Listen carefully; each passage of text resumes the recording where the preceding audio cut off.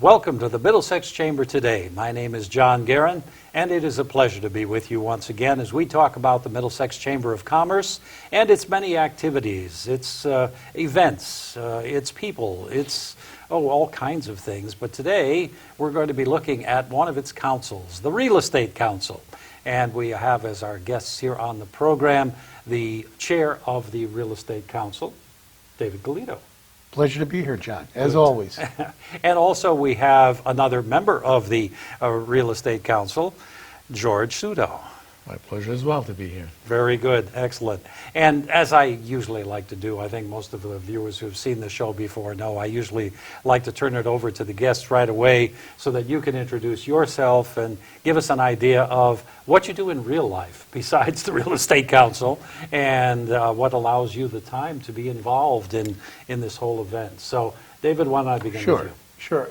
My name is David Gallitto, and I'm the Vice President of Sterling Realtors in Middletown. I've been involved with the Real Estate Council for about 7 years now, and its chair for the last 3 or 4 years. Outside of the Real Estate Council, I am a full-time realtor, but I also dedicate a lot of my time to community service and giving back to our community in one way, shape, or form, whether it's at the educational level or the civic level, anything that allows me to give back to the community that's done so much for me. So, in a nutshell, that's David Gallitto. Very good. We mentioned the South Fire District? No, anyway. Yeah, the South Fire District. If I didn't mention that, I am the chairman of the South Fire District Commission as well, too, among a number of other things. But primarily, that goes as far as giving back to the community. It does, it does. And George, how about you? I'm a sales manager with McHugh Mortgage and the branch manager at our New London location. Been part of the Real Estate Council for about 10 years now. I think it was only in existence for a year or two before I joined. Also involved in the community, lived in Middletown since 1981.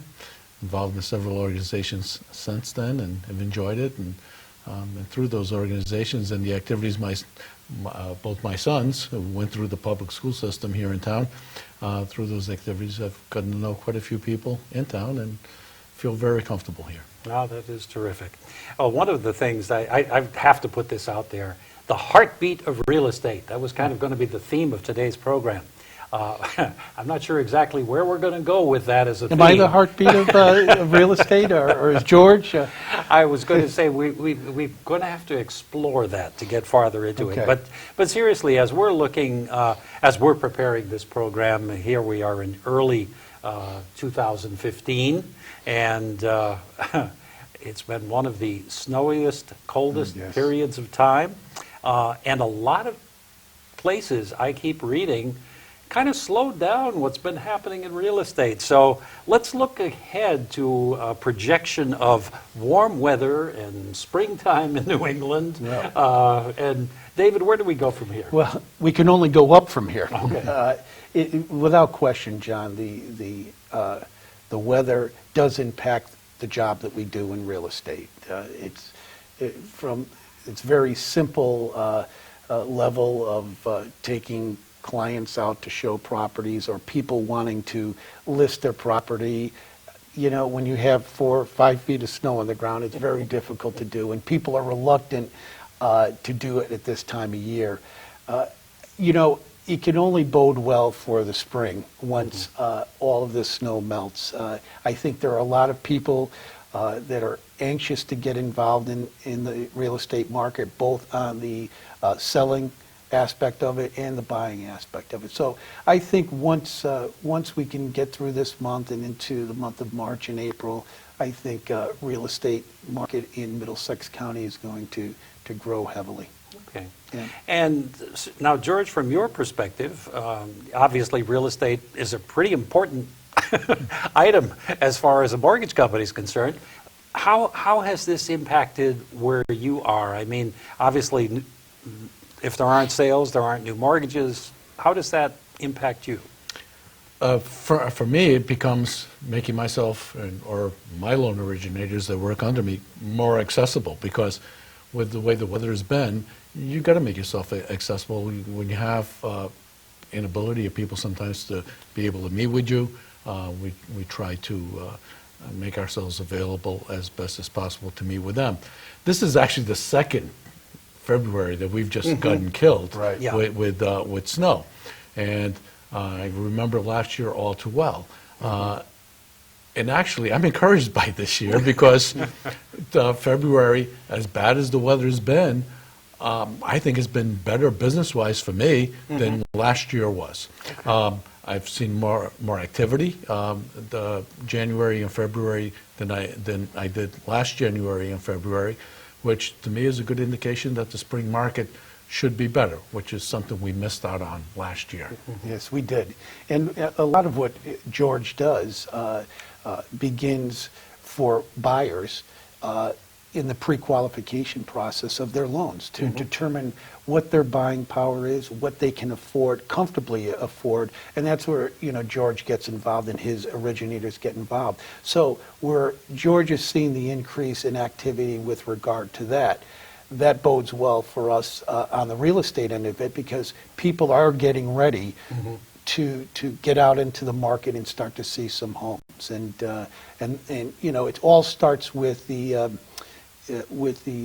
pre-qualification process. And from a standpoint of a real estate agent, in fact, I was just talking to a client about a half an hour before I came here today, and they want to start looking for homes. And, I go through the whole process as to what I'd like to see them do, but I say before you do anything, you need to find out what you can afford and what you can afford comfortably. And you need to put yourself in contact with your local financial institution, a bank, or a mortgage company to determine what that might be. And once you set that benchmark for yourself that you feel comfortable with, then it's time to go out and take a look at homes, as opposed to looking at homes, all types of homes, all prices of homes, and then they get in and they love something, and then they go to their mortgage officer or their financial institution and find out that it's well beyond their means. So there is a process. So what George is seeing will hopefully then come back to us as real estate agents manyfold in the coming months. And George, probably for a lot of our viewers out there, the concept of a mortgage company versus a bank, for example, what kind of difference is there in dealing with a bank versus dealing with a mortgage company? Maybe you could throw a little of that out there in terms of how people get into the whole process of talking to someone, being pre-qualified, what kind of comparisons might there be? I would say a couple of the big differences would be, one, we just do mortgages. We don't do home equities. We don't do line of credits. We don't take. We don't open up checking and banking accounts. We strictly focus on mortgages. At McHugh, we also specialize in first-time homebuyers. Well, it kind of fluctuates a little bit. Most of the time, we're the largest lender in the state of Connecticut for Connecticut Housing Finance Authority, which is CHFA. Which is the first-time homebuyer program. So we strictly focus on that because, and a lot of our loan originators are in the community. We make ourselves available pretty much 24/7. Borrowers don't have a hard time getting a hold of us on weekends or on holidays or in the evenings because we're not really restricted to bank hours. So that's kind of the two big differences between us and the banks. Other than that, we all operate by the same rules. We also have to comply with the ever-changing guidelines, which I'm glad to say I've seen a little bit of a softening in the guidelines as of late. That can be good, that can be bad. So when it comes to lending, we're pretty much the same. How we operate, that's where the difference comes in. Okay. John, if I could may just add to that a little bit with regard to George and his company and other mortgage companies do. From a real estate standpoint, I look at people in George's position as a part of my real estate team. It's important for me to be able to surround myself with professionals in the jobs that they do. I'm the real estate professional. George would agree with that. I have some knowledge of mortgages and how all of that works, as does George have knowledge about real estate.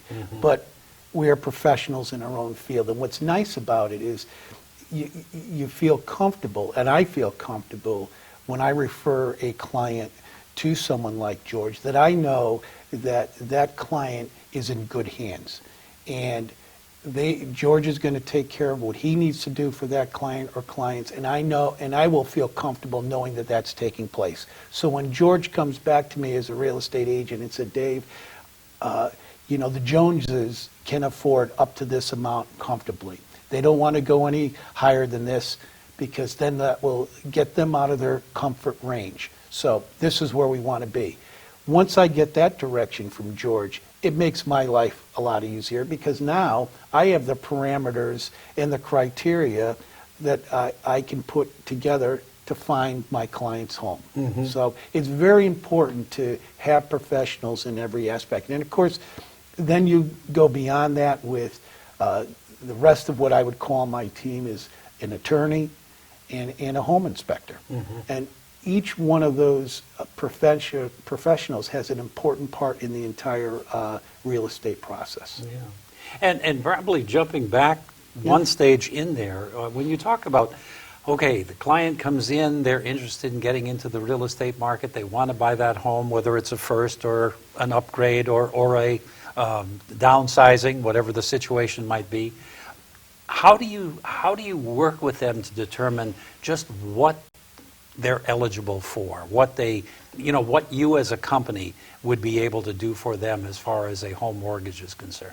The two most important things, and I have a pretty good idea if somebody's going to be able to qualify for a mortgage or not. This is not all of it, because before I tell Dave, this borrower is good to go, this buyer is good to go, I'm going to go through a whole mortgage application. I'm going to run it through automated underwriting to make sure I haven't missed something. The computer comes back to me, and so on. And that takes a while to do that.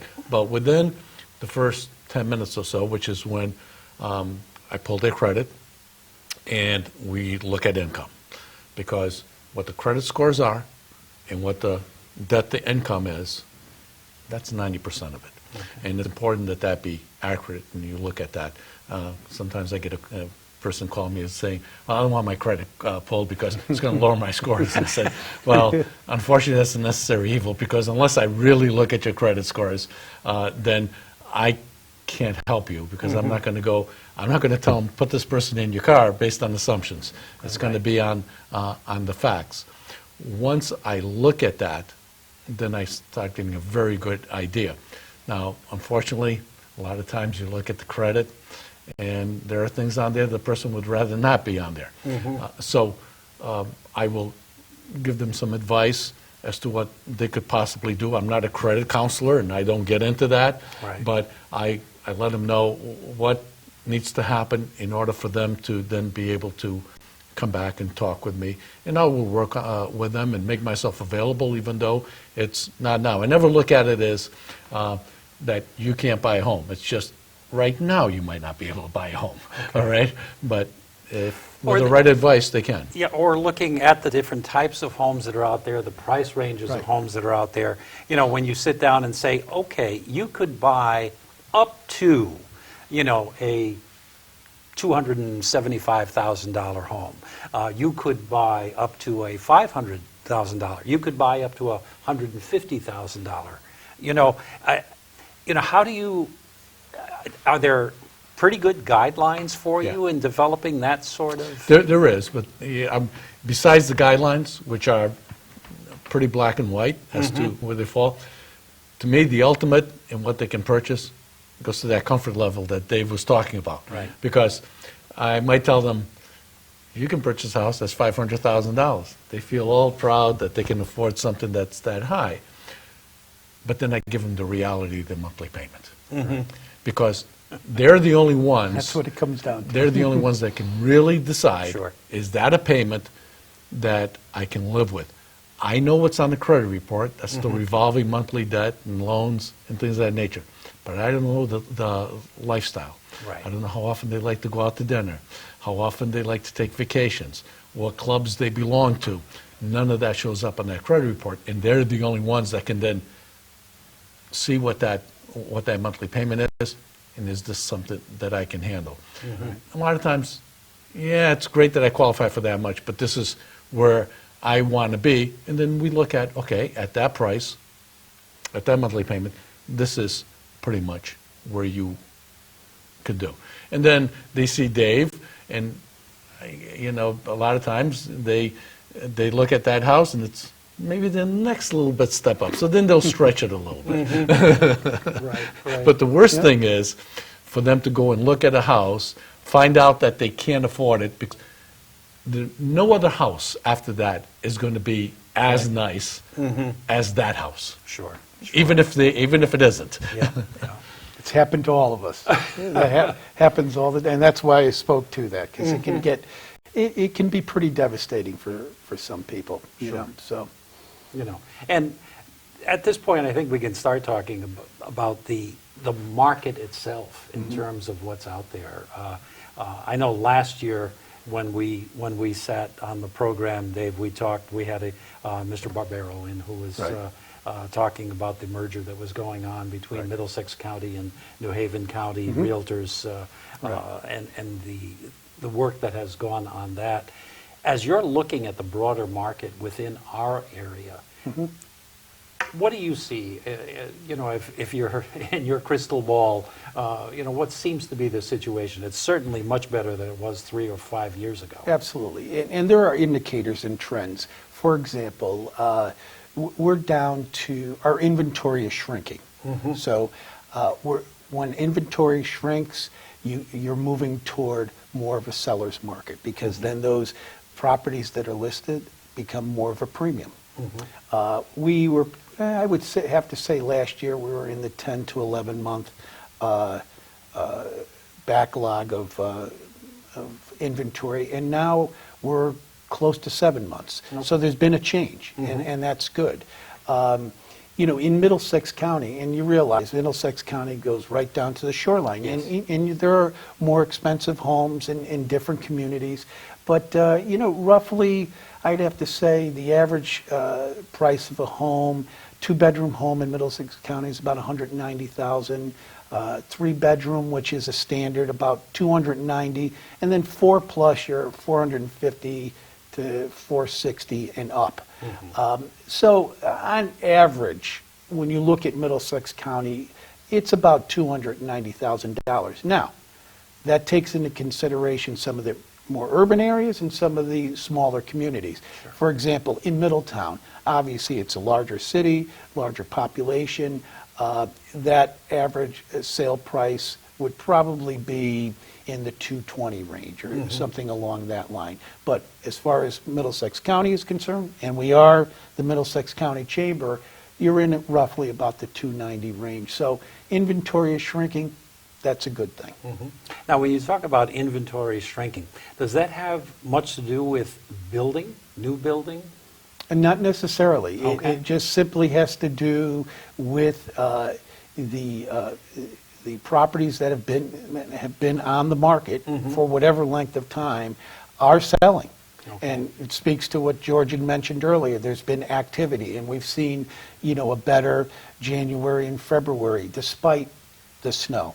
And that means that those homes that were on the market or just recently came on the market are going into contract and selling sooner in a shorter amount of time than they were, say, a year ago. Okay. And that adds to the shrinking of the inventory.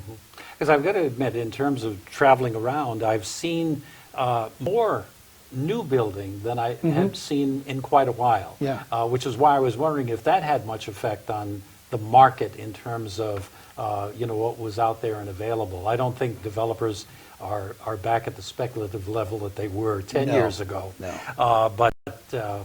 I would have to say, John, that new construction has been basically non-existent for quite some time now.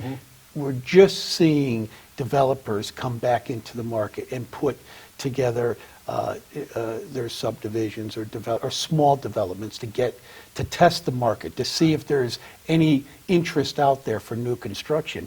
But just as the economy has hurt some of our buying power for some of our clients and buyer clients, so has it hurt the construction industry too. And that really closed down for quite some time, and it's just peeking its head out again and beginning. And to be honest with you, once that turns around, that really will spur on the real estate market and economy. And from your perspective, George, when you, again, it's not necessary that people be out actually looking at some of those homes right now, but when they're coming to you, it's just, so you're seeing new people who want to get involved in the home markets? Yes, seen quite a bit of that. You know, we not only do first-time home buyer classes where people come to those who are thinking about purchasing, and then quite often they start thinking a lot more seriously after that. We hold those, as well as people just even coming on our website and wanting to see what they could possibly qualify for. What I find, not amusing, but it's talking with somebody and they say, well, you know, we want to get qualified now because we're thinking of maybe purchasing something in the summer or this coming fall, and we want to know now. And I always tell them, that's great. I mean, that's a very wise thing to do. Yeah. But then how quickly they come back after that, after they find out what they could. Because once they find out that they can, they seem to step up that timeline. So that's a big part of what I do, or what those that work underneath me do, is to give them that so that they can then proceed. And in referring business, just like Dave refers business to me, when somebody comes to me that isn't presently working with a realtor, we like to reciprocate. The reality of things, though, is as much as people say out there, well, you need to start by getting pre-qualified to know what you can afford, the reality is they generally start with Dave or a realtor, and then it comes that way. So we don't get as much of the opportunity to refer as buyers are referred to us. Yeah, I would think, I've got to admit, I watch a lot of HGTV and a lot of the programs that are out there, and I always find it interesting when they sit down with a realtor, quote unquote, for the first time in front of the camera, you know, and they'll lay out what their interest is, you know, and you know, how much of that looks realistic to you, Dave, when you see that, you know? It's not too realistic, John. Okay. It really isn't. I think that's more Hollywood than anything. The home buying process can be a difficult process for some people. It's a long process at times, but it's important to take it step by step. There's a lot of legwork that goes into someone purchasing a home, or a couple purchasing their first home, before that even happens. And we've talked about laying some of the groundwork previously in the show today, but it's not like what it seems on television. Believe me, it's a process that has to take its due time, and it's important that it takes its due time, because nothing happens overnight. I think for people that are getting involved in the market for the first time, I think one of their misconceptions is that it happens just like this, and it doesn't. Right. There are certain dates in the contract that have to be adhered to. There are certain contingencies built into a contract that have to be adhered to, and that takes time. And they're put in that contract for a reason. They're there to protect the buyer, Right. and the seller in many cases too. But they're there for a reason, and it's a step-by-step process that, as realtors, as mortgage officers, we counsel those clients through every step of that process until those keys are handed over at the day of closing. Well, I think that's one of the interesting points, too, when you mentioned the idea of buyer-seller relationships and the two sides of the contract. I remember when I was looking for our first home in the area, the idea that really we were looking for a buyer's real estate agent. Right. And then we got into the idea of, well, we'll negotiate with a seller's real estate agent. Right. You know, I mean, how, obviously you get properties, you know, within the real estate agency that are brought in and are put up for listings. But if you have that client who walks through the door and says, I'm looking for a 4-bedroom, 2-bath, residential, nice deck, big backyard, barbecue, you know, and you don't happen to have that particular item in your inventory, you're now the buyer's real estate agent? Yes. And what do you do?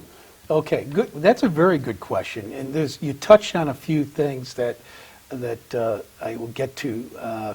First and foremost, when you were looking for your first home, there was not buyer agency law in the state of Connecticut. There is currently now a buyer agency law, seller agency, and what we call dual agency in the state of Connecticut. In the day that you were looking, all there was the agent was representing the seller. And if you wanted to purchase that home, you had to deal with that seller's agent.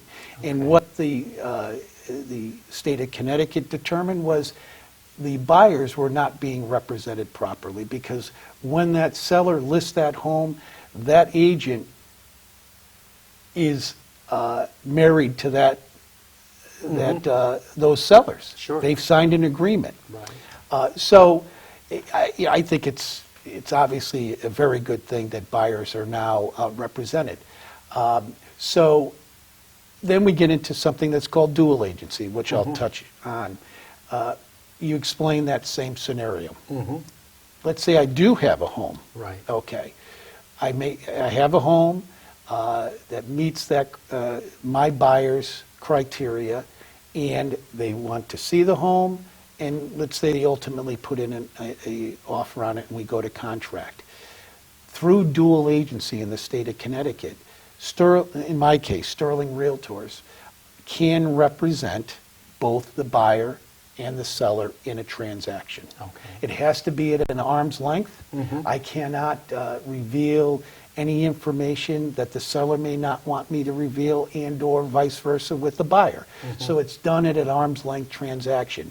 But and in some cases people feel like, well, you're not representing your clients properly in that respect. And I would disagree with that, because you're looking out for the best interest for both of your clients. And if in the end you can bring those two parties together and make that sale happen for your seller client and make that purchase happen for your buyer client, you're doing the best for both. So now we get to the scenario where I don't have that property. In a situation like that, I will meet with that client, determine what that criteria might be for that client, buying power, how much they would like to spend, number of bedrooms, number of baths, the acreage, what towns they may want to live in. Sure. And through our multiple listing service that is now, everything is automated and it's online and everything's done electronically, I could set that buyer client up with a search that automatically will send to my buyer client any homes that meets the criteria that I set up for that client. They'll get it within minutes of it hitting the MLS, and I will get it as well too. And once that happens, then both of us can communicate and determine, okay, is this a home that really fits your needs? Have you taken a drive by it yet? That's always very important. I always suggest that to my clients. Once that happens and they feel very comfortable with that, then I will make an appointment to see that home. So that's how it would happen if, in fact, I didn't have anything in my portfolio or in the portfolio of my agency. Interesting. Well, I hope we've been educating our viewers out there today. There's a great deal to it, and I've got to admit, it wasn't necessarily the size home I was looking for when I first looked. But when we have to deal with the clock, we're getting down to about the last minute or so of the program, believe it or not, already.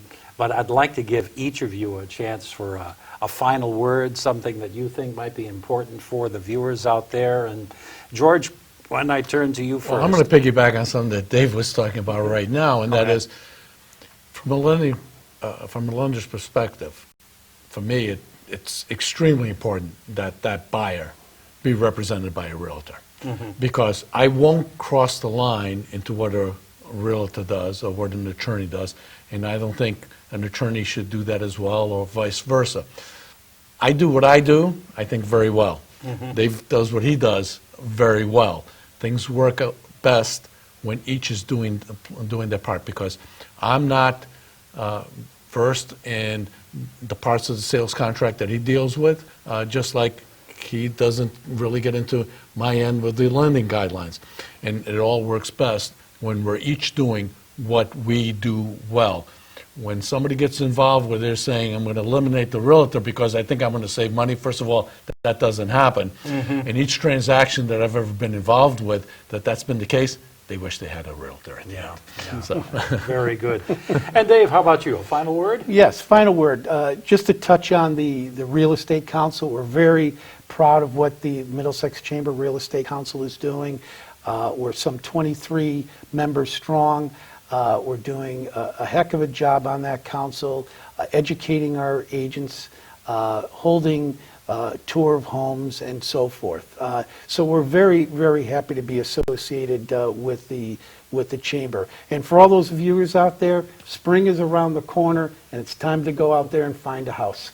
Excellent note to close on. And for the Middlesex County Chamber of Commerce, this is John Guerin saying thank you for having been with us, and please stay tuned for future programs.